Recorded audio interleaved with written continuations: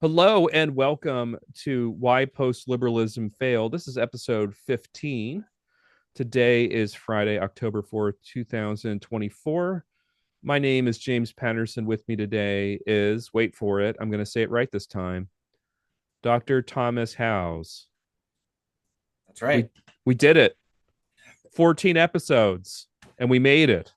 Anyway, so we are Sans guests today, and we're coming down on some self-appointed deadlines for chapters. Of course, that means that I'm grading. So now that I've if you can't tell, if you're watching the YouTube video, I look like I've been through a war, and which is kind of right. The extent to which academics fight battles, it's battles against grading. Um, so I am exhausted. And that's okay because the person who will be carrying a lot of the weight today will be Dr. Howes, because he wants to talk about the work and legacy of Father Martin Rhonheimer. I have one of Rhonheimer's books behind me, very influential on my work in Catholic thinking, which is The Common Good of Constitutional Democracy. Thomas, you said there was a book you wanted to have translated. Which one's that? Well, there's two books of Oh, his two that books. I've been talking to R.J. Snell at the Witherspoon Institute, and he's been trying to help me a little bit with it. We got two important books of Martin Rhonheimer. One is dealing with ethics and the way that Thomas Aquinas really creates an advanced synthesis is sort of an advanced Aristotelian ethicist.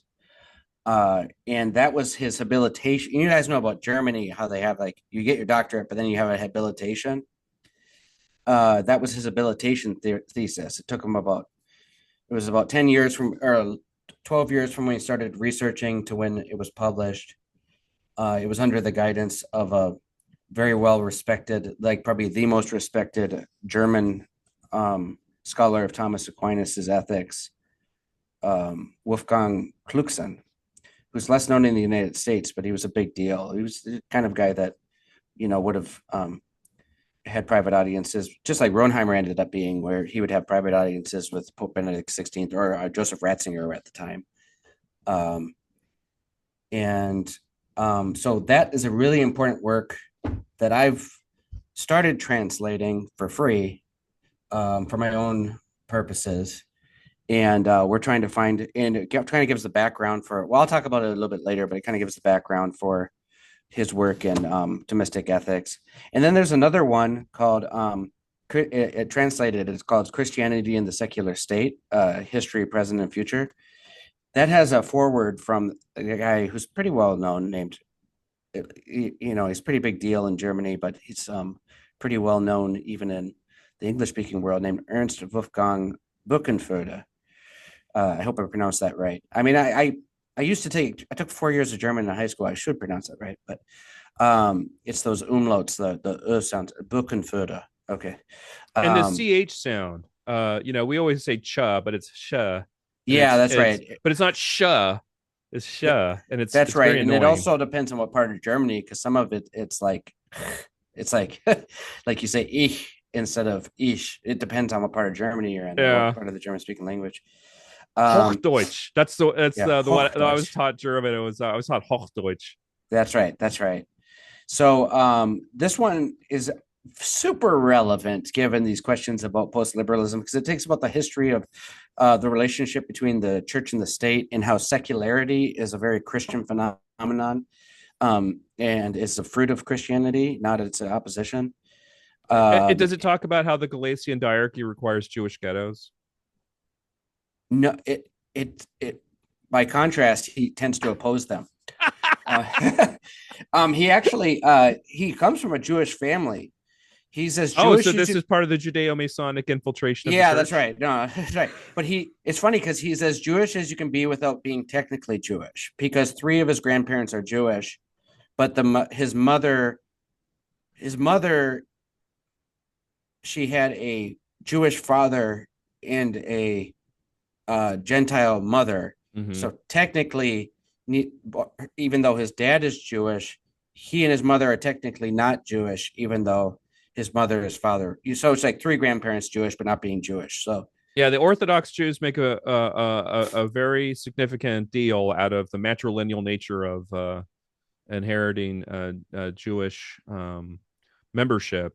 So he that's can right. be reformed if he wants. He can just kind of Yeah, he could call himself. Yeah, maybe that's true. And yeah. He that's could just he just the most important thing about being a reform Jew is doing ayahuasca retreats. uh, I don't know anything about that, but Good, I can tell because you still have your wits. yeah, yeah. No, but he I think that goes back to the fall of the temple in Jerusalem in 70 AD, because before that, I think they used a patra, like a on the father's side was the rule before Oh, I that. did not know. Yeah, I think it's Yeah. because so many men were killed and women were spared that to preserve the lines, they shifted it. Well, there's that Um, line from Hobbes where it's much easier to know the matrilineal origins of a person than patrimonial in the oh state of boy, nature. Aristotle has a similar thing about that. That's where he probably got it. I didn't Yeah, know. yeah. Aristotle. I saw this once on a bar. It was like a quote on a bar at a bar in where I went to college, and I looked it up, and he actually said it. He said that women, and Aristotle is great. I'm a huge Aristotle fan, but he's a super huge dork. If you really same with Aquinas. I love Aquinas, super huge dork, because he said women are more attached to their children because they're more confident that they're theirs. Which is such a red pill thing to say, really. Yeah, Like somebody. Uh, Aristotle based and red pilled. Well, Please, we we know don't need that in our he life. wasn't an incel. We know Aristotle had, it was not an incel. So, Maybe he was in it for the grift. I mean, he did get all the way up to Alexander. yeah, well, yeah, but in Aquinas wasn't an incel because he was a Volcel, right? He was, That's right. right. Um, but there's still a little bit of that dorkiness that thinks that way, right? It's Well, when they named Aquinas a church father, it was originally going to be that he was the father, the church father of all cells, but they went with the angelic doctor because yeah, yeah, sounded that's right. nicer. And for the audience, so they know I love Thomas Aquinas, my favorite. I just, but there you can see it, right? If you read when he talks about women and men and stuff like that, you can tell it's like, this is a person who loves women, but Yeah, he probably offended them every once in a while. it's rough. I tend not to assign those. Yeah, I mean, I used to be a seminarian too, and if you spend every day, you spend every day of the year, 90% of the time with men, you forget how to interact with women after a while. That's You right. have to relearn it, right? There was the That's story of the Greek monk who was orphaned as a small child and then was raised in the monastery, became a monk himself, and was like the only recorded person people knew of that had never seen a woman his entire life. Oh my goodness. Yeah. Wow. So Yeah. all of Poor this has guy. nothing to do with Martin Nothing. Rhonheimer. Yeah. So sorry. So sorry. Yeah. That's So just. what? So who is this priest? Besides the Oh, sorry. fact that he's apparently part of the ongoing, so you might call like Benedictine, not the order, but the sort of Pope Benedict XVI sort of approach to Catholic political and social thought, and comes from a somewhat eccentric background for a Catholic theologian. Yeah, that's right. So I'm going to give you a little bit of his biography because I think it helps people appreciate what he does, and it sort of removes some of the um, people had the suspicion about him because of some controversies like 10, 20 years ago that were overblown, but I'll get to that. Um, so yeah, he's very much in that sort of John Paul II, Benedict the 16th type of priest, right? So I'll give you a little bit of my background, how I got to know Father Martin, right? All right. So like when I was in 2010, I was a seminarian, right? I left seminary a year before I became a deacon, but I was a seminarian in 2010. And I was sent to Rome to be at the North American College.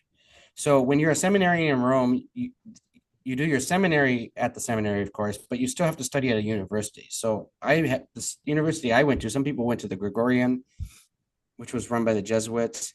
Some people went to the Angelicum, run by the Dominicans. Well, I went to Santa Croce, it was called the University of the Holy Cross. It was um, run by Opus Dei priests, right? Oh no, I Right. just saw the story about how they're behind JD Vance's ascent. Oh man, I don't know about that, but Yeah, it's very goofy. People get kind of they get their trails mixed up when following this stuff. They tend to see post-liberalism and Opus Dei as the same thing. Yeah, When no, no, that's if you know Opus Dei, you realize they're very diverse when it comes to their politics. yeah, Um, uh, and we'll get to that because Father Martin is an Opus Dei priest, right? And he's more of a classical liberal. mm-hmm. And so some of the other priests I had there were as well. But then you have others that, right? We'll get into that. There's no one unified. In fact, they try to downplay politics as much as possible when you're actually around Opus Dei priests Is the head themselves. of the order still an immortal albino that lives in the Vatican Library? No, no, Oh, Dan no. Brown made that up. Yeah, Dan Brown made that up. They don't even have like monks, so because that's not part of their what they do. And if they have any albinos, that's just because of inclusion. I mean, we should not exclude albinos from That's being right. able to. Um, Dan Brown but is, you know, he's hateful in many ways. well, well, yeah, This and, is an and anti definitely Dan not. Brown podcast. If you like Dan Brown, you cannot listen to it. It's against the law. Yeah, I mean, I had fun reading Dan Brown, but yeah, it's very deceptive if you don't know what you're talking. If you don't know what Yeah. you're talking about, you might be deceived into thinking some ridiculous things. You got to admit, Opus Dei is a pretty banger name for, conspiracy. That's right. Um, That's right. I mean, although, if you want to go real deep in the conspiracy, what does Dei spell? DEI. oh, Oh, it's diversity, equity, and inclusion. Turns out Opus Dei is woke. yeah, yeah. No, I think you might have a thesis there.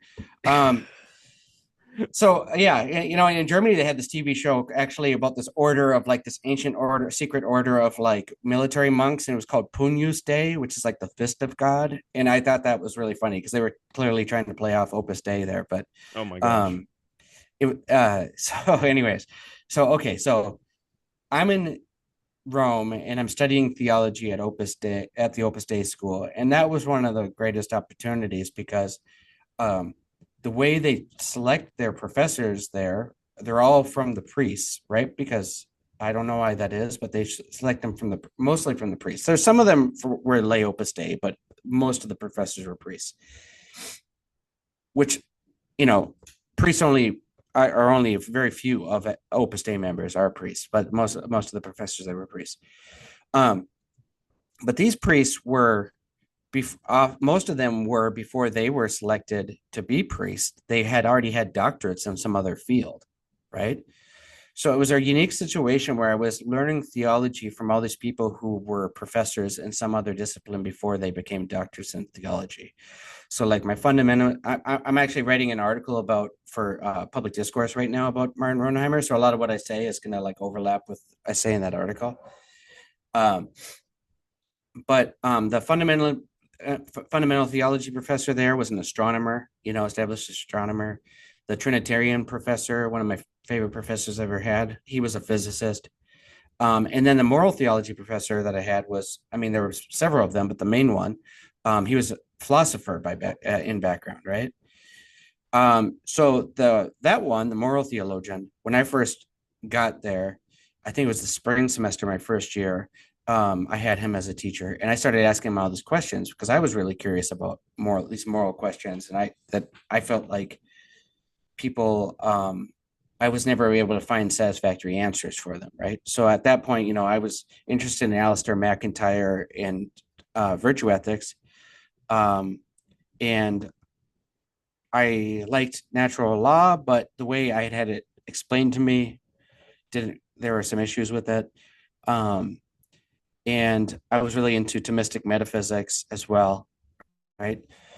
So I'd start asking him these questions because I'm thinking this guy is like the dean of the theology department at this Roman university, right? And I found out later he was a moral consultant for the CDF he's been there for 30 years.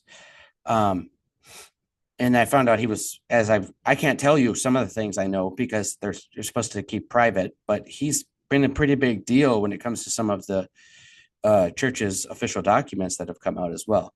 So he was like a big deal. It was like, but he was just a really good teacher. So he'd respond to all my questions. He'd email me, send me articles and book recommendations. He'd invite me over. We'd go on walks and we'd talk about these issues. His name was Angel Rodriguez Muñoz. He's been kind of a mentor to me ever since. But Angel Rodriguez Luño was a longtime friend, collaborator, colleague with Martin Rhonheimer. And so he would tell me about Martin Rhonheimer and about some of, and basically embraced Rhonheimer. They basically shared the same perspective.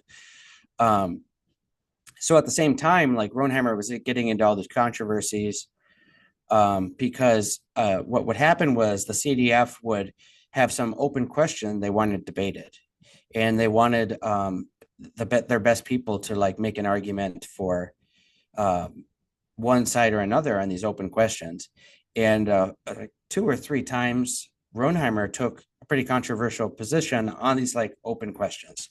Um, Mostly dealing with like casuistry, where it's like this one little tiny exception to how we normally think of it, sort of thing. But the sort of Anglo-American Catholic culture, sometimes I call it like EWTN Catholicism, right?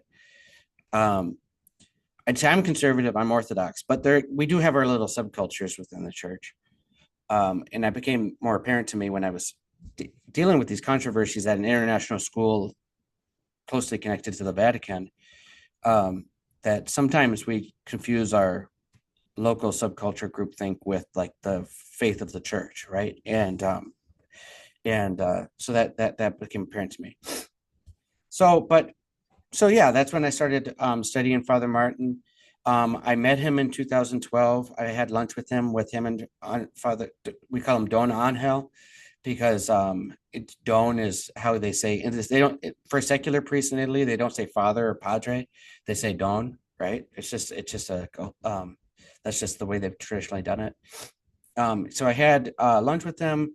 It was great. We found out we even agreed on it. We were a bunch of things we had common interests even beyond ethics, with things like classical liberalism and even on economic matters.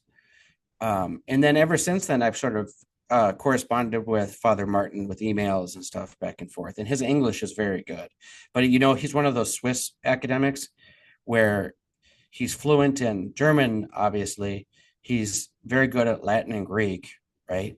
He's fluent in Spanish because the Opus Dei seminary they speak Spanish there, so he got a lot of practice when he was there. His Spanish is really good. I've heard there are videos of him online speaking Spanish, and I've asked Spanish speakers. I'm like, is he good? He's like, oh, perfect. It's just perfect Spanish. Now his English is really good, but it's not as perfect as his Spanish, right? Where it's like he makes little tiny mistakes here and there, but you still have a conversation with them. So yeah, so we just correspond in English or whatever. So he gets to practice his English, and it's like he's like John Paul II like that. Just speaks all these languages. Um, but this became kind of a problem for me, like professionally, when I was going up through grad school, because I don't know where you're at. Have you noticed this, James, that Father Martin has kind of a mark on him in So some Catholic circles? yeah, he's considered a lib. Like he's Yeah. that he's heterodox is often how he's brought up. I've actually brought him up in conversation, and more or less that was a sign not to listen to me. um but this was primarily among people who we would call post liberal. Yeah, and I mean, it's really unfortunate too, because it's funny, actually, really, because over there he's considered like a conservative. You know, I mean, what they don't know the background is they know that he was working very closely with people like Joseph Ratzinger and Pope Benedict XVI, or he was working with them, and they respected his opinion a lot.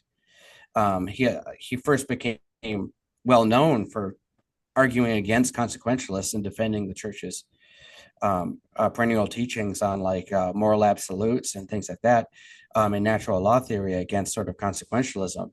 Yeah, he has a reputation for being more he hates the word conservative though, because when over in Europe, conservative means, you know, uh, reactionary, Yeah, right? thrown in So altar. yeah, um exactly. So he yeah, affirms like that whole Hayek article, "Why I'm Not a Conservative," right? But really, he's closer to what American conservative is, as we traditionally understood as a kind of conservative classical liberal. Uh, I wrote a white paper for the Adenauer Institute, and everywhere it said conservative, that made sense. They translated it to a Christian Democrat. Oh, interesting. Yeah. Interesting. Yeah. So yeah, he's not. Yeah. Um, so yeah, that's and honestly, um he was always sort of committed to orthodoxy. It's unfortunate that because of disagreements people had with him over here in the States, that he got this label of being heterodox. It's just very unfortunate. But to, I think if you give like his biographical background, some of the background for his writings, we can clear up some of that misunderstanding. So what happened with him was he enters Opus Dei in like 1974, right? So he was what they call a numerary in Opus Dei. He was a celibate layperson in Opus Dei.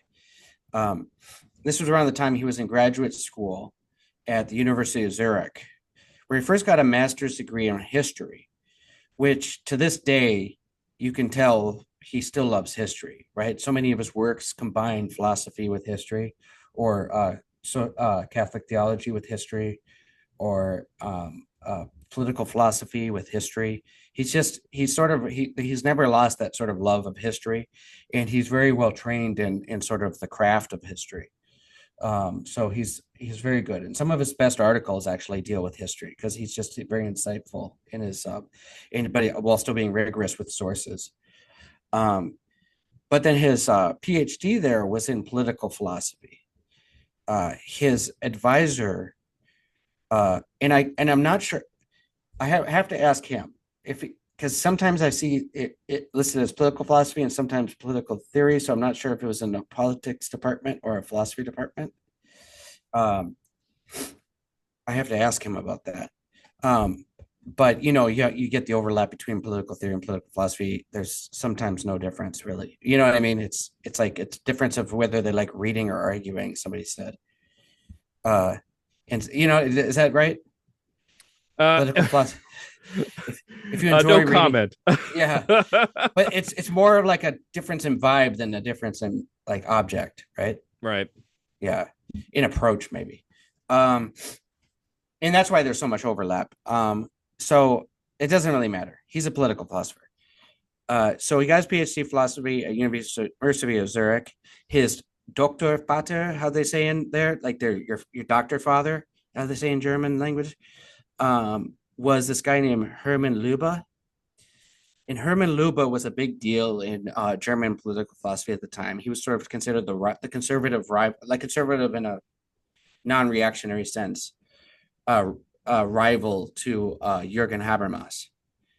Yeah, Jürgen And Habermas being one of the most important political philosophers of the second half of the 20th century. And what are Habermas's major ideas?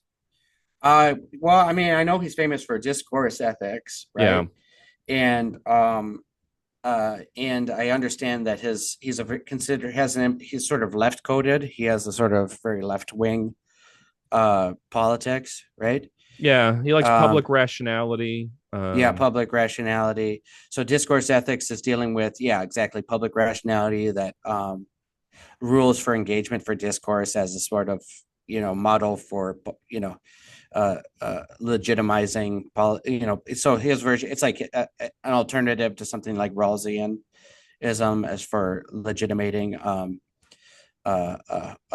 public proposals, right, or like Yeah, with policy. Rawls's ideas of justice as fairness, establishing a kind of ethical standard, the procedure for its application is the kind of rational public discourse of Habermas. And so, for what you described as left coded, but Yeah, so you're like your average left wing or center left political philosopher. These are like the peanut butter and chocolate of how to do politics, right? Just yeah. rational discourse in which everyone already believes with each what everyone else believes. So it really just comes down to securing an agreement. Yeah, Um, yep, that's right, that's yeah, right. and you have to And lean heavily on Rawls's prohibition of comprehensive doctrines. yeah, yeah, So that's how yeah, you keep that's out right. dissent. That's right. That's right. And in some of his books, like Perspective of Morality, just like in his treatment of Rawls, Rhonheimer has very nuanced response to these guys, Right. acknowledging where they have good points and where they maybe are limited, right? I'm sorry for torturing any listeners Oh with yeah, any talk of Rawls or Habermas, but yeah. Sorry, Rhonheimer but makes that's more sense if you just sprinkle it in there. yeah, that's right.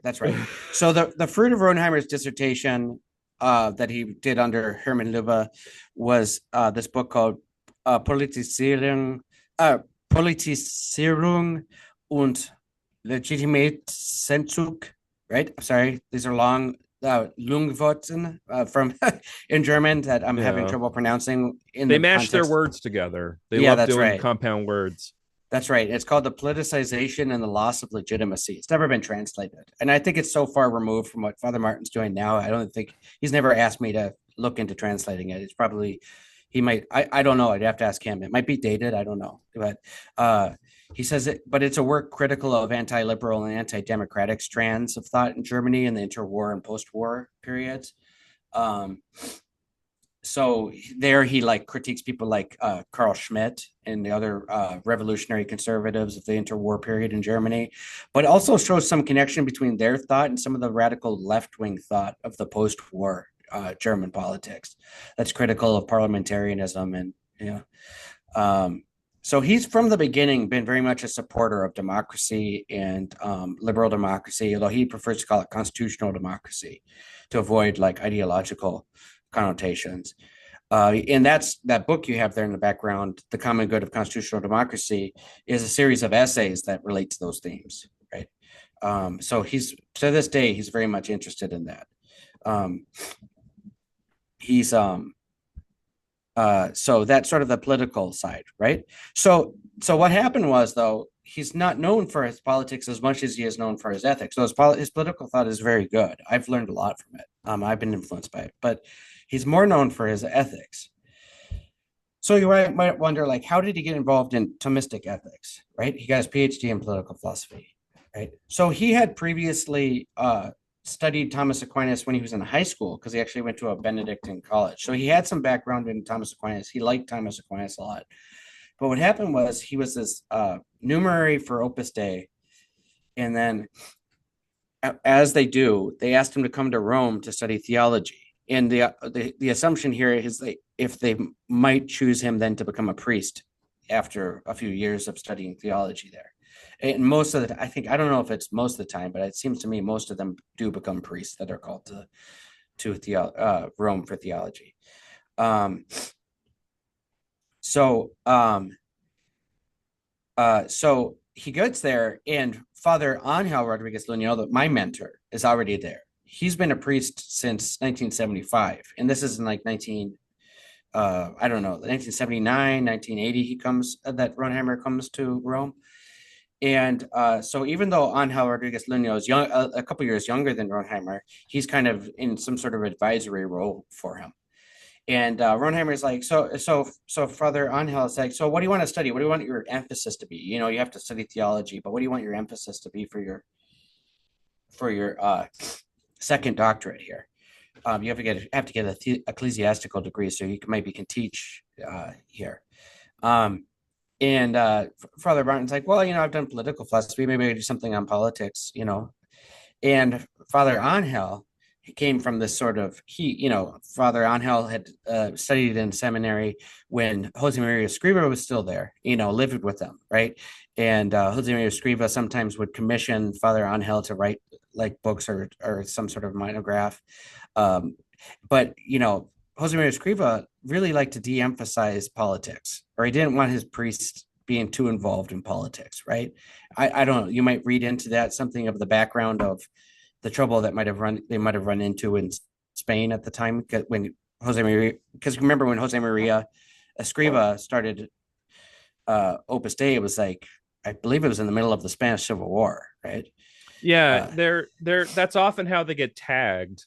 Is Yeah, that they're serious Orthodox Catholics and they're in Spain while yeah, Franco's in charge, and so they must be fascists. and And that's that's really a classic slander of them. and it's really not true at all. Like their politics were all over the board, and Jose Maria Escriva like to just de-emphasize politics. We're not going to talk about politics here, right? And I think Father Rodriguez Luño still kind of inheriting that. really discouraged Father Martin to continue with politics. He's like, you know what, you're a priest. You should stay out of politics, right? You know, maybe you should do ethics, right? Which is funny because both Father Angel and Father Martin continued for like now they still talk about politics all the time, right? It's still a big part of what they do. But But talking about politics under Franco is a great way to ensure your order doesn't get in trouble. And when you live in a yeah, constitutional democracy, it's kind of your duty to yeah, be, that's right. That's you right. know, to work with the public so you can inform them about what your Christian duties are. Yeah, that's right. So I do think there's probably a change of emphasis that came because of that. And you know, Father Martin told me this story when I was having lunch with him in 2012, and he just laughed, you know, because now those two have written books on politics since, and he still teaches political philosophy, or he still taught political philosophy at Santa Croce. That was political philosophy and ethics. But so he's like, okay, so I'll do ethics. So Father Martin gets a grant from this one foundation to go do his study for his research for his habilitation. And I think he started off as sort of some sort of postdoc with this other professor, but it ended up becoming studying underneath this famous German Thomas scholar Thomas Aquinas, Wolfgang Klucksen. So he studied under him to do his habilitation thesis. So that was like a long project, you know, from the time he started it to publishing the book was like 12 years, right? But in the process, in the middle of that, he wrote two other books, you know, that he's more known for in the English speaking world. Those two other books were uh, Natural Law and Practical Reason, which this is the English edition from 2000. The German edition was came out in 1987. And its title was something like "Nature as a Ground of Morality" is the literal translation of the first edition. And then this other one that was originally published in Italian, and then it got published in German and then English, was called "The Perspective of Morality," which is really more of a textbook. But it, like the Summa Theologiae, it's not like your ordinary textbook. It's substantive. It's not just bringing together other people's thoughts or debates, but it's really giving you a holistic view of ethics from Father Martin's perspective. It's really, I mean, I've read this probably because I've had to teach it. So I don't know. I've probably read it like 4 times. I learned something new every time because it's like that's one thing about about Father Martin. One, it's coming from a translation of German, and you know how translations of German are. Uh, they're tough, right? Yeah. Because but his ideas though are also challenge. So it's kind of like reading Heidegger, right? Where it's a double challenge, right? Right. Where even the German speakers say he probably needs to be translated into German first before he can be translated. I had a I'm not friend. ripping, No, I had I'm a not friend in ripping on graduate Father school Martin who. here. What's Sorry, that? go on. I'm not ripping on Father Martin here, but that's just you know, yeah, I had a friend who was German that was assigned Hegel, and he got the best translation according to his professor, and he got the original. And so he would read Hegel next to each other to see what the translator thought Hegel was saying in German. yeah, yeah, yeah, exactly. So so Father Martin's not quite like that, you know, because I mean, sometimes like especially when he's writing like things on history or popular articles, he's a very good writer. Like I've translated for him. It's very interesting articles. Um, but because I think he thinks deeper than most people, almost everybody, you know, almost anybody. I think sometimes things that are obvious to him need to be like reworded and explained. That you know, that's what I've been trying to do is, uh, um, you know make him comprehensible to mere mortals a little bit. But yeah, it's been a huge source, fruitful thing for me. But anyway, the so that one I talked about his habilitation thesis is he says it's his most important work on ethics, and in it he defends Aquinas as this great advanced Aristotelian who really understands Aristotle really well, but also builds on Aristotle and corrects him where he needs to be corrected, to have the sort of like the most advanced Aristotelian ethics at that point and probably since, because very almost nobody has been as good as Aquinas since, or no, maybe nobody, right? Um, and a lot of people dropped the ball for a long time, and um, so there's that. So, do you have any questions on this so far, James?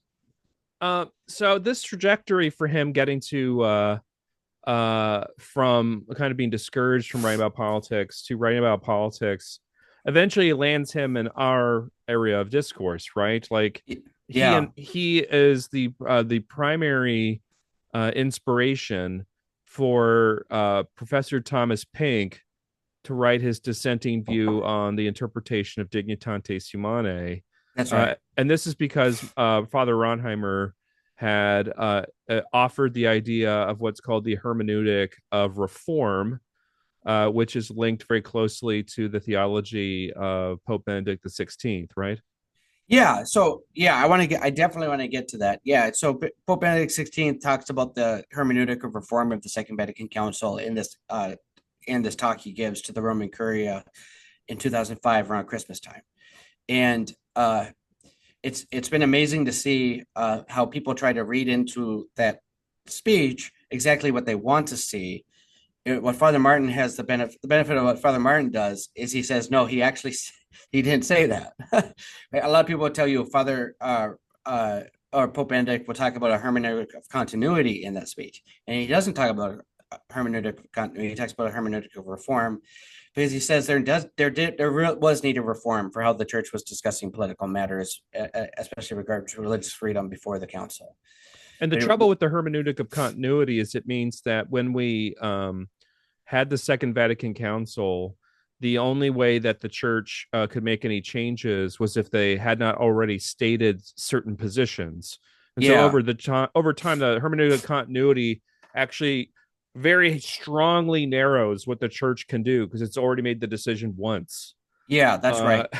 And with Benedict was too smart to think that was the right approach.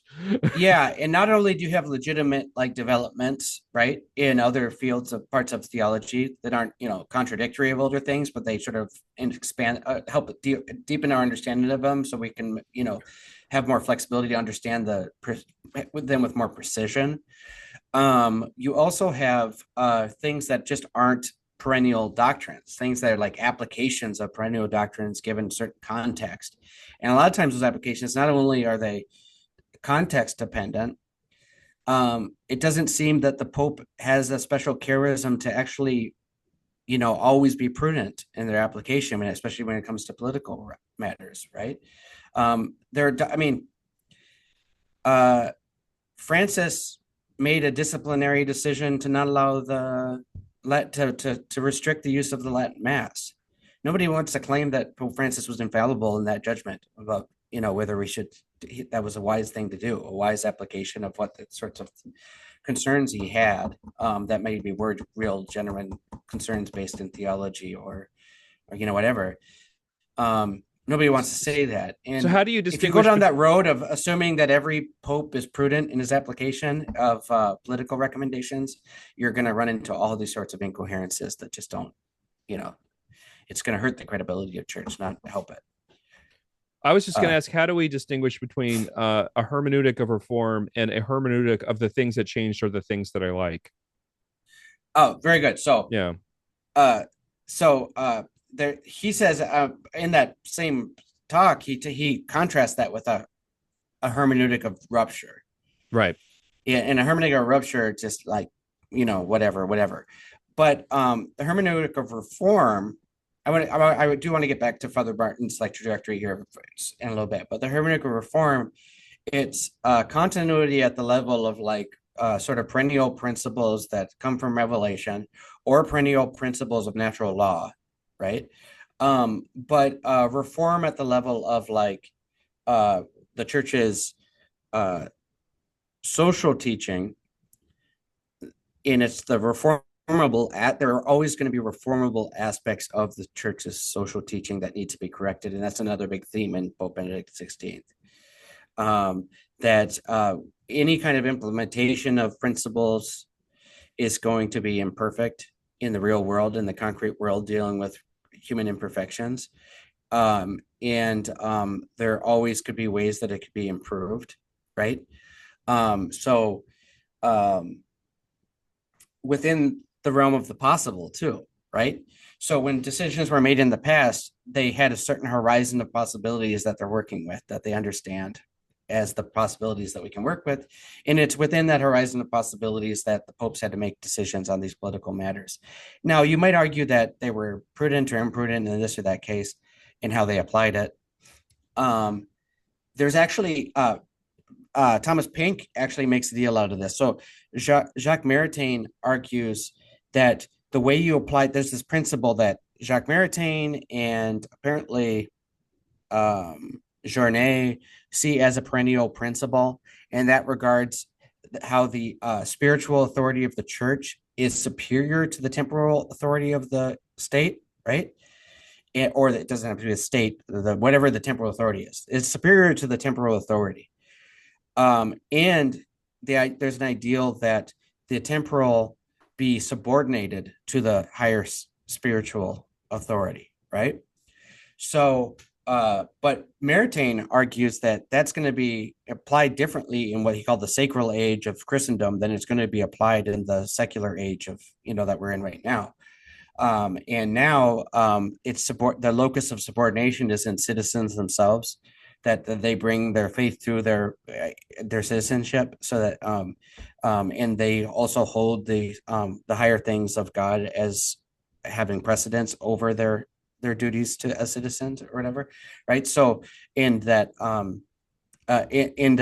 so far as they participate in politics, they bring their faith to their participation in politics, and that way they inform the temporal realm, but not like through a sort of institutional subordination as you get in integralism, right? So Maritain makes that argument, and Pink's argument against Maritain and Journet is that, hey, but Leo the 13th promoted this institutional subordination when he wrote Immortality Dei in the 1890s, and he was in the middle of a sacral age. So are you saying that? So why? So that seems to go against your thesis.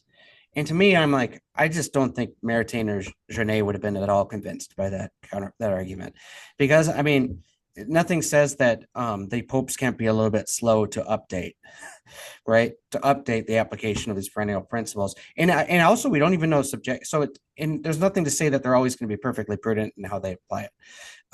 But also, who's to say Leo the 13th? It was even really in his horizon of possibilities that he was working with himself. He was coming from they had just.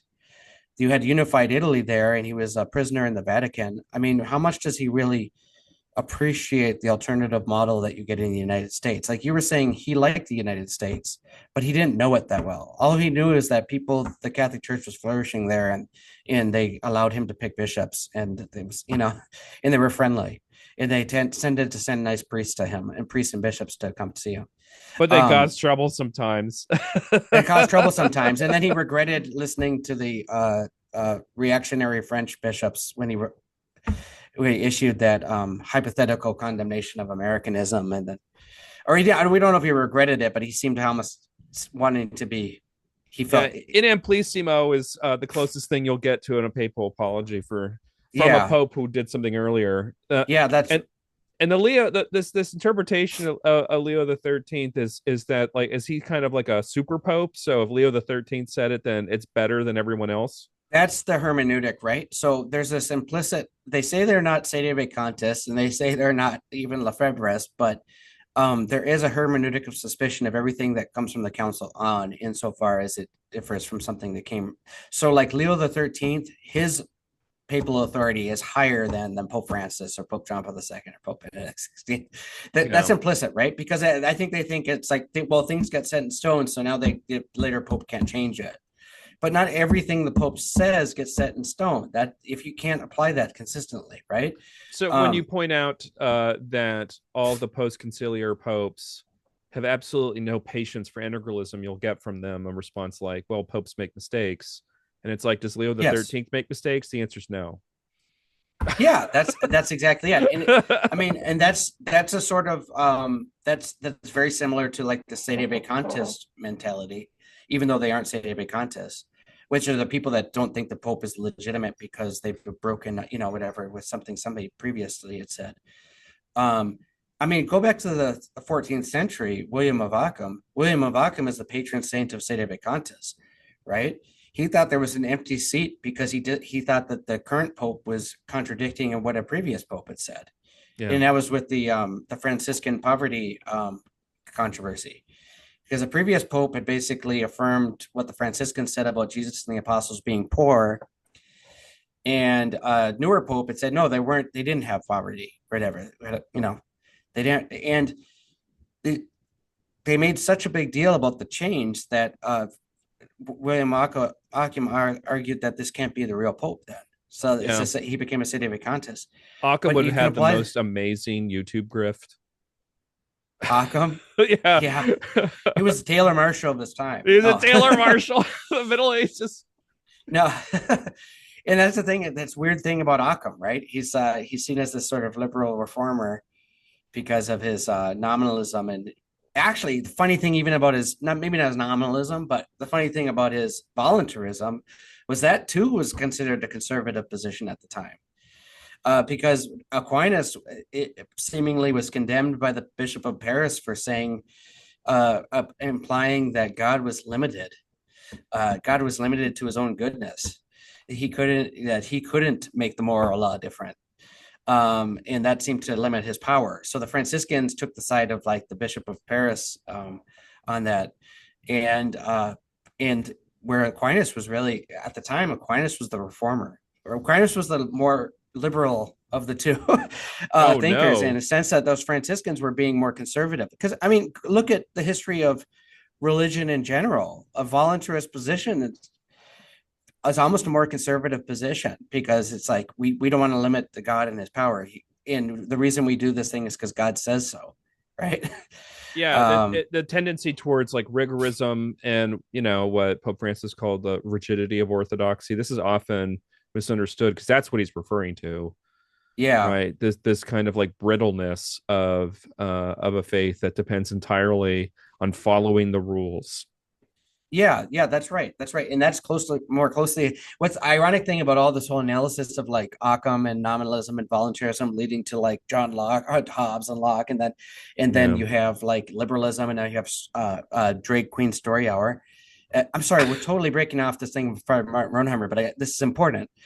Is it gets it all backwards, really, because a voluntarism, if it had any influence in politics, it was through absolutists, right? Like I can't remember which one of the absolutist English kings would cite this distinction between his ordained power and it comes from the voluntarist. This distinction, you can find this in Francis Oakley has an article on this, between his ordained power and his absolute power. How he sets the law, but he's not limited by the law, right? So he's applying the voluntarism. Is Charles the First? I think so. That sounds like Charles the First in his trial. Yeah, he's applying Franciscan voluntarism to the king, right? That's right. And it's very similar to the sort of covenantalism of some of the Calvinists that influenced Thomas Hobbes. And Hobbes is a radical voluntarist. I think Locke is sort of confused, more like Occam kind of voluntarist, where Occam, it doesn't really spill over into his politics. And because he does believe in a natural law, it's just it's a very nuanced thing, right? Same thing with Locke. But Hobbes is this sort of radical voluntarist. But what we see consistently when you do have a radical voluntarist, it tends not towards liberalism, it tends towards absolutism, the unrestrained power. And it's a similar thing with some of these other things where they get the story backwards as far as like the influence of these ideas. But anyways, so we're talking about Pope Benedict and the hermeneutic of reform, and then Rhonheimer defends Pope Benedict with the hermeneutic of reform, and people don't want to bash Benedict, so they bash Rhonheimer for it, even though they argue the same thing. It doesn't. Now they don't come off as disrespectful, right? That happened a few times actually. With that, there was okay, so I have to be careful what I say, but do you remember the controversy about the tablet article of Father Rhonheimer? I don't. Okay, so what happened was there was this open question about the use of prophylactics at the CDF, and some of the best minds were at odds with it. They just, but it was an open question. It was seen as an open question because the question was if you could have a prophylactic that wasn't a contraceptive use, right? And Rhonheimer basically said there it's unsettled, right? We don't say you can't, right? It may be that you can some circumstances, right? And then he really very much refined it and reformed it, and then he backed away and he said, listen, I'll just leave it to the CDF after the controversy started. He's like, whatever. I submit to whatever the CDF says. He was very humble about it, right? But the damage was done. Now he was considered a dissenter.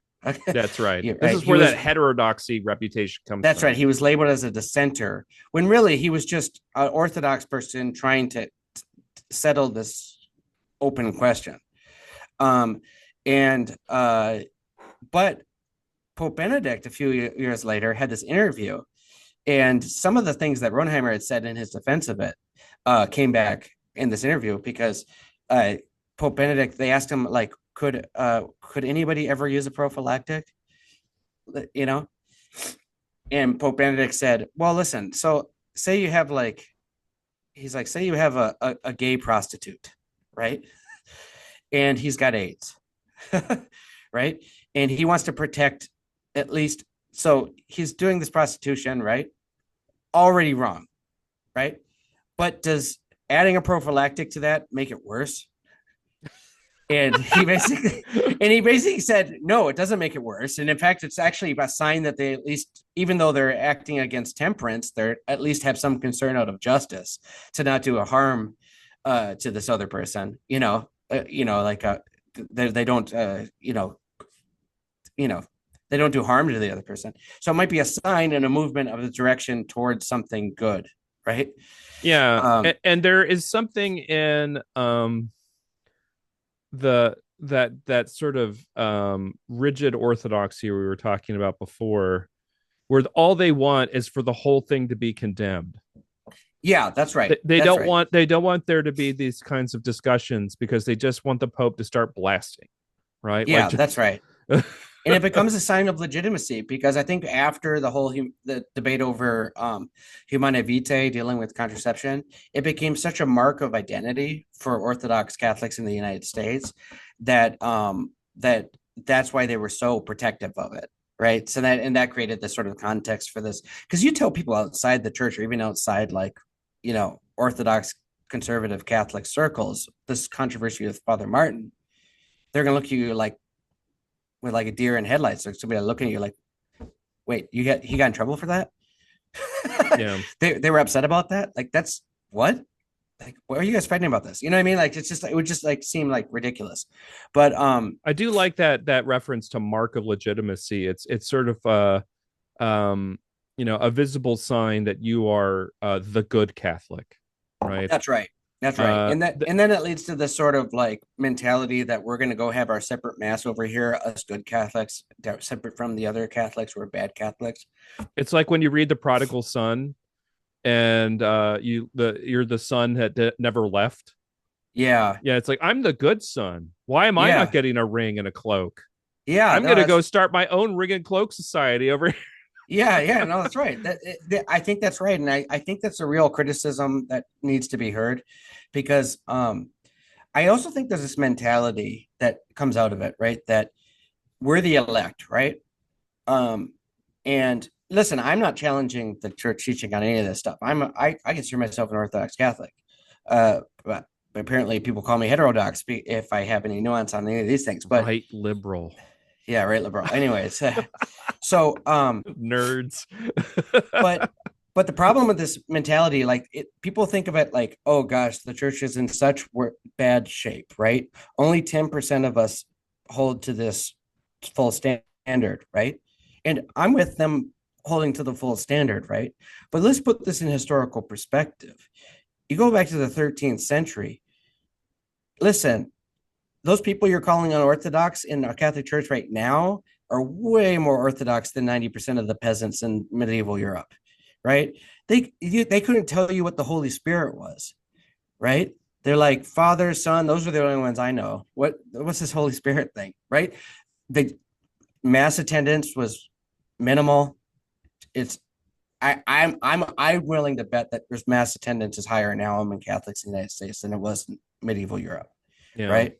They had this problem of absenteeism where a bishop would come to a church, he'd expect to see a priest there, and there was nobody there, right? It would Yeah. happen in every diocese, like all the time, right? This was before the reforms of Trent when they actually had seminaries too. So you just kind of become a priest by becoming sort of a following along a priest, and then they would get the bishop to ordain you. They didn't have a seminary training. They didn't know how to read Latin a lot of times. Like you couldn't get the priest to actually read Our Father. You know what I mean? They Yeah. were not trained in theology. So a lot of these like heresy hunting things about orthodoxy that you hear from big texts of that era, that only becomes an issue for them when it's somebody who's leading a massive movement. Like somebody's leading a movement, right? Like I don't know, the Waldensians or something like that, or right? Yeah. Or Jan Hus. If there's some intellectual, somebody who knows how to read, who's now leading the peasants astray, that's the only time it ever becomes an issue. Because even Aquinas is aware that, like, the peasant who shows up at church, if she even shows up to church, because most of them didn't, right?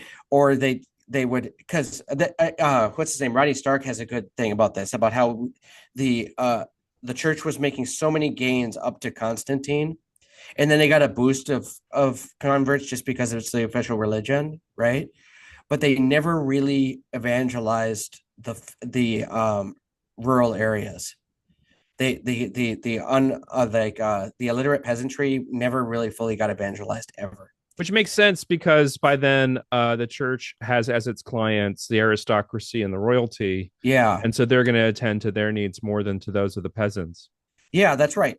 So when people complain, like say somebody's not perfect within the church today, right?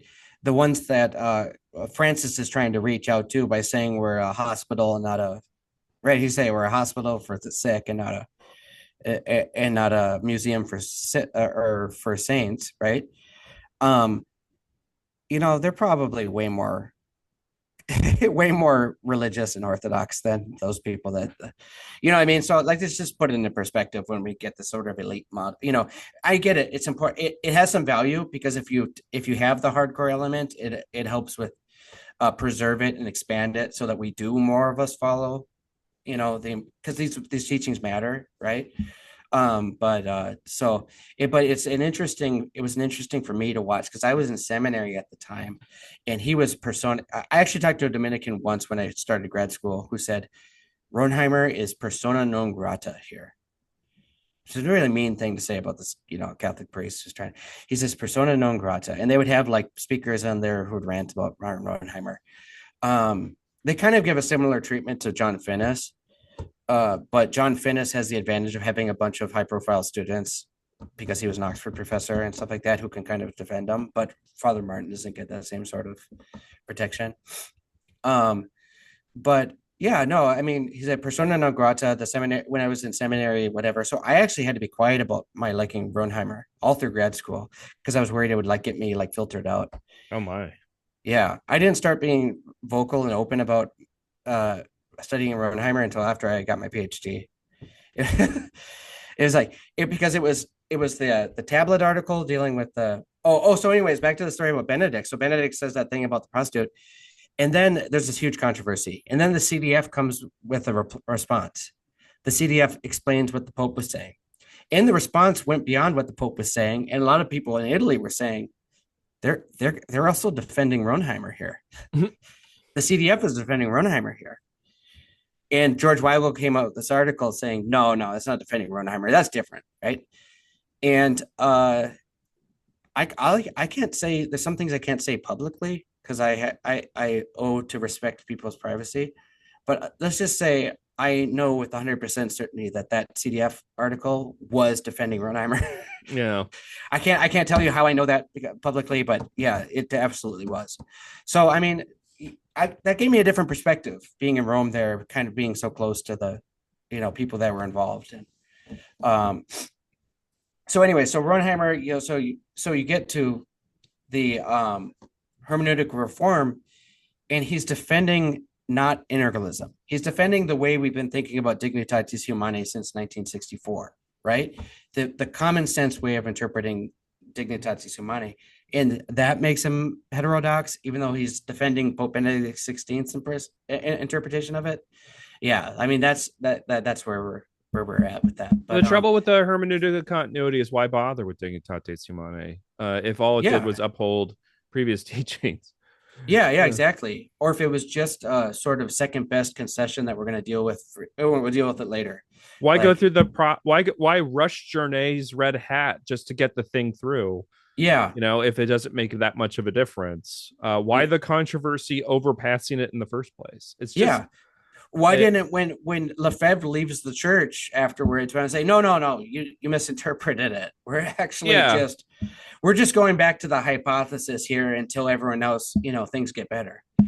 yeah, Right? and I think you're right to say that Rhonheimer's approach is like an effort to systematize what we already sort of knew to be the conclusion, and what Pink's is an attempt to kind of square a circle Yeah, where you that's can right. be both not a sedevacantist or some kind of SSPX adherent, Yeah, like from Lefebvre, and also a good Catholic.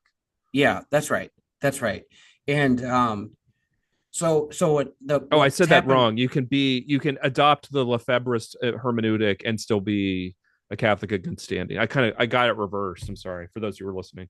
Well, no, I mean technically it's a different hermeneutic between Lefebvrist and the Pink, but Oh, really? uh, Oh, well, yeah, that's your book chapter. Yeah. Lefebvrist breaks. He thinks it's a break, and that's why we've got to do our separate thing. Into they're the ones that are really schismatic. We aren't, right? Yeah. Um, They left but us, we didn't live them. yeah, exactly. Whereas Pink is like, no, no, no. Pink is like, no, there's continuity. It's just a policy change, whatever. But the thing about Pink is like, listen, first of all, I like Thomas Pink, and I think that uh ultimately in the long run what he did is going to be a good thing because it made us all think about this a lot more and like really get clear on it. And there are some points that he makes that are just good points and that I can accept, right? But Pink doesn't really help the integralists now, because the integralists, the ones that actually want to move towards integralism, if you follow Pink to the letter, he's according to Pink, uh, the church has decided to refrain from the Pope applying the indirect power to oblige civic leaders uh, to you know punish their members or anything that involves like religious ends, right? So now we're going to go back to just a natural law state that's not authorized by the Pope. In a natural law state, not authorized, Pope has to stay out of all these religious things. That's like the natural law state. Um, if you don't have the Pope's backing, you're not allowed to form an integralist state. In fact, you can't even form an integralist state because it isn't an integralist state. So movements towards an integralist state should be forbidden according to Pope Pink's interpretation Pope of the Dignitatis Pope Humanae. Thomas Pink. Sorry, according to No, Thomas no, Pink. I know. Yeah. I'm So considerably more petty about this. So anything that I can do to make fun of people, even if they're good people like Thomas Pink, I will always opt for it. okay, yeah, yeah. So yeah, he doesn't really help them, but they use him as a way of they kind of just say what they got out of Pink was, oh, good, we can be integral. It's integralism is still the church teaching, good, and then go, and then they want to form an integralist state. And that's really not what you should do. In fact, Pink doesn't really support that. Pink actually questions even whether, if you really break it down, he gets about halfway there because he acknowledges it might be unjust for the Pope to even do it now, given the conditions. So it's like he's, you know, What's the point at the yeah, why did we do this? the So thing he's this hanging get the thing he's hanging on to is this ideal, and I just think that's a bad way of thinking of it as an ideal. I think there's some principle there that can be implemented depending on the social context. And we don't have to. And I remember that the things that when he says it wasn't implemented, when it can be implemented, integralism, he's not saying like burning heretics. He's thinking like subtle things. He's willing to critique that, like burning heretics. Um, he's thinking like monetary penalties in Christendom, or exile maybe every once in a while. You know what I mean? Like he's just like not. he's not thinking like the really, really hardcore stuff. You run into this problem where the extent to which the integralism is bad depends entirely on the character of the integralist. Yeah, And because Pink is such a moderate, serious scholar, the kind of integralism you would get is moderate and serious, yeah, whereas others are like no Jews. And you're like, oh. yeah. What did they say about Jewish? Like in that manual on integralism that Yeah, came out, Phimister and Cream, who we're talking about here. did they? What did they say? They said it's okay The to not have. unbaptized, the unbaptized cannot be citizens, and the extent to which their concerns will be part of the common good will be at the pleasure of the ruler. So they will have no inherent rights or dignity observed. And they're teaching in seminaries, priests. I Oh boy. mean, All right. Anyways, God loves them. I, I'm sure they mean no well, but comment. I mean, no it speaks comment. for itself. I mean My favorite that's part. Do you know what they footnote in that section to support this position? what's that? Nothing. Oh wow. Yeah, I suppose they just went by historical practice. I guess there was like not emancipation before the French Revolution, so we got to go back. that's right. That's right. Huh. This is not something apparently you think you need to support with citations, because everyone knows this. Oh man. Okay. All So right. Rhonheimer, So Ron Ryan. Ronheimer. I want to. We're almost out of time, so I want to get to Ronheimer on why Pink is not right. They have this incredible debate, which is actually the cover of our Dignitates Humanae episode, the thumbnail on YouTube at Notre Dame, where they hash it out. But this is part of a broader project of Ronheimer to describe constitutional democracy, right? Yeah, that's right. He's a big proponent of constitutional democracy, and he combines his sort of political philosophy with his history in his defense of constitutional democracy. Um, um, and then you can find that in that book. He's also got some articles on his website for the Austrian Institute because I don't know his project the last 10 years or so or 12 years has been incorporating insights from like Friedrich Hayek into his political economy and social doctrines things. He's a big fan of Hayek, but he's not like he's an Austrian Hayek guy, so he's not like anarcho-capitalist or something like that. He Yeah. believes in like having a government and preferably a constitutional democracy as his right. You know who else believed that was Hayek? Hayek too, yeah, he's actually closer to Hayek than a lot of the Hayek, the American real Hayek Hayek, people. not the sort of ideological reconstruction of Hayek that you get here in Yeah, the that's United right. States Yeah, sometimes. that's right. So he's kind of been on a this stage of his career, he's been really focused on that. He's had some really great articles on political economy the last few years that are worth looking, where he combines some of his natural law stuff with his economics. Um, so I just want to say a brief like summary of thing though about his ethics really quick, because it's important, because I feel like it's just I should say something about that because he does apply it, his understanding of natural law to some of these issues. So this book, Natural Law and Practical Reason, this was one of those two books I said he published while he was working on his habilitation thesis. This one was really well received. John Finnis was a big fan. This was the only book one of the like three books John Finnis ever read in German, because he studied German to read this one book, and then he read Rhonheimer's book, and then Father Martin would send John Finnis other books in German. And John Finnis admitted to me, my German got so bad I couldn't read them.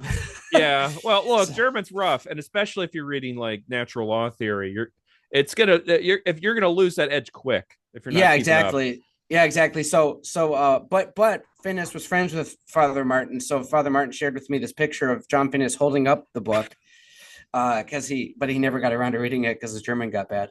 Um, but but this was also there's this anecdote where they were at this gathering for this moral theology group near Rome, and John Paul and Father Martin was speaking at it, and John Paul II came to it, and he was walking across the front aisle where the speakers were, and he grabbed Father Martin's his like little tag thing, and it said, and he says, Rhonheimer, natural law. I'm reading that now, and I will continue to read it in front of everybody. And Father Martin, he's probably my age at that time. He's probably just like blushing, like, oh my gosh, whatever. Where, yeah, I mean, he was ordained by John Paul II in 1983, but you know how it is when you're ordained in those large things. He probably never talked to him. Yeah. And he's like, he's just like probably red in the face there.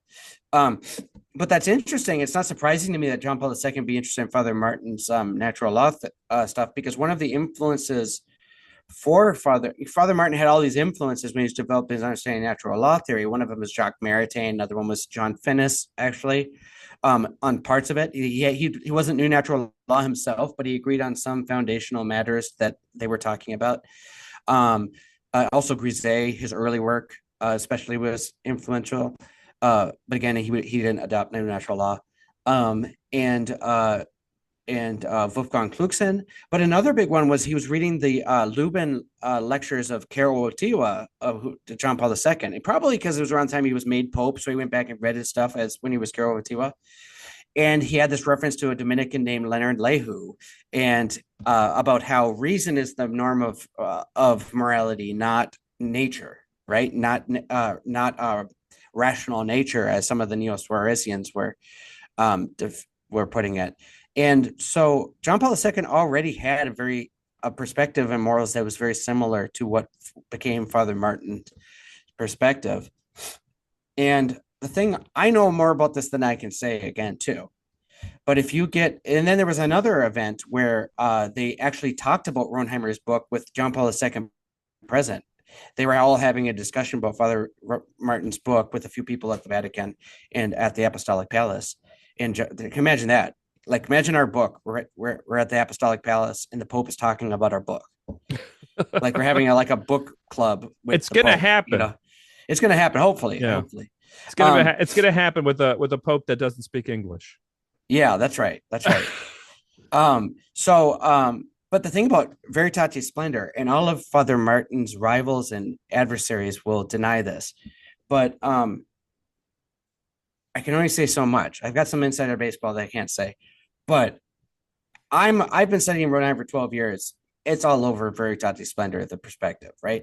If you go to Veritatis Splendor 40, when it talks about participated theonomy, that's right from Father Martin's book. Now, Father Martin didn't come up with the idea for participated theonomy. He borrows it from Joseph de Finance, but it's clearly like they're referencing his treatment of it. And then you go up it's a lineage. Yeah, exactly. You go up to Veritatis Splendor 78 when they're talking about the moral object, and he says you have to put yourself in the perspective of the acting person. Well, there's a reason that Father Martin named one of his book collections The Perspective of the Acting Person. It's because that came right out of this book, right? Yeah. They just basically, without citing it, they pulled it right from Rhonheimer's book, because their analysis there was basically that of Father Martin. So he is a bigger deal than people realized. I mean, there were times, like I say, I can only say so much. There were times where Pope Benedict would just call upon Rhonheimer because he respected his thinking. And that's some of the things he got in trouble for. Like, they're like, hey, we have this open question. What do you think about this? And envy is, major. Yeah. Major sin. And it is a big part of what happens in any institution. Priests and religious are by no means immune from it. Yeah, that's right. That's right. And so that's background. So just something really briefly about Father Martin's ethical perspective. Like New Natural Law, this is where they're similar. In like Jacques Maritain and John Paul II, it's a first personal perspective. A practical reason is trying to figure out what to do, right? So natural law is first and foremost your natural practical, the principles of practical reason that we use when we're determining what to do. And there are some first principles of this are these sort of goods that we recognize through our experience of our inclinations, like friendship and knowledge, these things are like first principles. But also, unlike New Natural Law, certain fundamental precepts or goods are the ends of the cardinal virtues, like justice and fortitude and prudence. And you can translate that into what New Natural Law does, but he keeps it, justice and fortitude, prudence and temperance, right? As sort of, they're also goods, right? And then we know them by natural reason in a sort of vague, general way. And as we try to become a better person, we start to learn them in a more nuanced way from our experience. So then the ends and goals of individual virtues. So like an end of goal of justice would be equality with our equals, establishing equality with our equals, like, or you can translate in terms of the golden rule: do to others as you don't do to yourself, do not harm them because they're your equals. These are principles that come out of the end or goal of virtue or of justice. Prudence, end or goal of determining the right means for achieving virtuous ends, temperance, having self-control in our, at the goal of having self-control. And you might have specific types of temperance like sobriety and all this sort of stuff. The goal of self-control with matters of our drinking or whatever, so these are the goals of the virtues. And when we get to like the second precepts of the natural law, like these norms against like murder or theft or whatever, they're normally opposed because they're opposed to one of the goals of these virtues, right? So it's just like gives you, and what Aquinas does is makes explicit sort of this framework of naturally known goods of natural reason that helps us to understand better and elaborate and develop Aristotle's doctrine of virtue. Right, these are sort of in the background in our pursuit of development of good habits, good virtues, and also prudence through moral experience of trying to become better. We're assisted by a sort of natural inclination of our reason to have these insights into these things, right? So that's the general framework that he's working with. And it seems to be affirmed in Veritatis Splendor. And in some of the areas where he's more controversial, is that also helps us to see what like intention is, the object of our action, and how understanding the object of our action, if we're going to put it into, say it's good or bad, like an object is a choice or object of choice that we make, has to be understood within the moral context of the virtues. So like, in the moral context of self-control, right? Temperance. I shouldn't drink to the point of getting wasted and I lose my ability to reason. That I can say that, it's just not a good thing to get yourself just so wasted you can't control yourself. But that's in the context of self-control. But outside that context, for instance, like you take a bunch of alcohol to do an emergency surgery, right? Then you can, because it's outside of that like moral context, right? So that gets him in trouble with some people, but I think it's just mainly a misunderstanding. If you look through the examples, he's basically right, and that's basically how we think about this in our daily life. That was one of the other controversies. He says you can lie to the Nazi who comes to your door and asks if they're Jews in the attic. That got him so much trouble. That's why he was heterodox, right? But if I actually had to study this for an article I wrote when I was in Rome. And apparently saints and doctors of the church disagree on this. So it goes all the way back. This disagreement. With some Catholics, you're not allowed to do that because it's a lie. And for some very, very bad Catholics, it's because it's the Jews. Oh, James, you don't hold back any punches, right? Yeah. And I can, and that one was there's no moral basis for not putting them in ghettos, he says. Yeah. I'm sure those Croatian intergalists would agree with you on that one. Oh, yeah, they'd be like, oh, they're easier to find. Yeah, that's right. Big old eyes widen whenever you get that nonsense said to you on a social media platform. Yeah, and that one has been further complicated because there was this Benedictine guy named Father Guevin, and he wrote an article on moral context and lying, and he uses the term moral context completely different than Father Martin. Everyone assumes that's the same, and then they critique him, and then they think they're critiquing. It's just a mess. But yeah, it's sort of like de Koenig's opposition to personalism. People assume it's about Maritain when it's about Garrigou Lagrange. Yeah, he actually had Garrigou Lagrange in mind. Yeah, because they basically had the same position on it.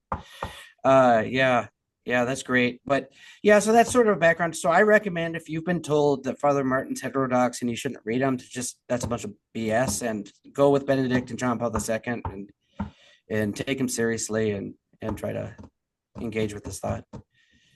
So we're only scratching the surface when it comes to Rhonheimer. The man has lived a very long life and he's written a great deal. And as you can tell, the our different areas of study have caused us to read different parts of him. I'm obviously reading his stuff on constitutional democracy more than I'm reading about his natural law stuff. Hmm. That's your bag. You're a Yeah, natural law yeah, guy.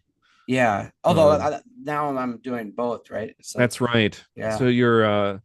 you're living the life of a true scholar, and Well, like any maybe. true scholar, you're doing Yeah, podcasts on a Friday.